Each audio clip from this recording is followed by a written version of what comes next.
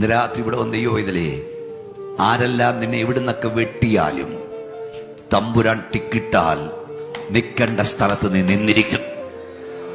ആരുടെ എല്ലാം ലിസ്റ്റിൽ നീ ഇല്ലെങ്കിലും തമ്പുരാന്റെ ലിസ്റ്റിൽ നീ ഉണ്ടെങ്കിൽ നിന്നെ എത്തിക്കേണ്ടതാണ് എത്തിച്ചിരിക്കും.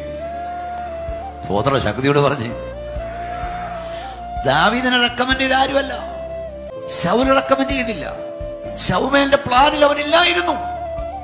സ്വർഗത്തിലെ ദൈവം പറഞ്ഞു, ഞാൻ ഒരുവനെ കണ്ടിട്ടുണ്ട്, രാജാവാക്കാൻ കൊള്ളാകുന്ന ഒരുവൻ കാട്ടിക്കിടപ്പുണ്ട്. ഇന്ന് രാത്രി ഇവിടെ വന്ന് നിന്നോട് പറയാ, നിന്നെ ദൈവം ഇവിടുന്നൊക്കെ പൊക്കിയെടുത്ത് ഇവിടെ കൊണ്ടിരുത്തുമ്പോഴേ ഓർത്തോണം, ലോകത്തിൽ ആരെല്ലാം നിന്നെ റെക്കമെൻഡ് ചെയ്തില്ലെങ്കിലും ആരെല്ലാം നിന്നെ തഴഞ്ഞാലും നിന്റെ ഏകാന്ത ദൈവത്തിന് കൊടുത്താൽ സമയമാകുമ്പോൾ സ്വർഗത്തിലെ ദൈവം നിനക്ക് വേണ്ടി ചിലർ റെക്കമെൻഡ് ചെയ്യും.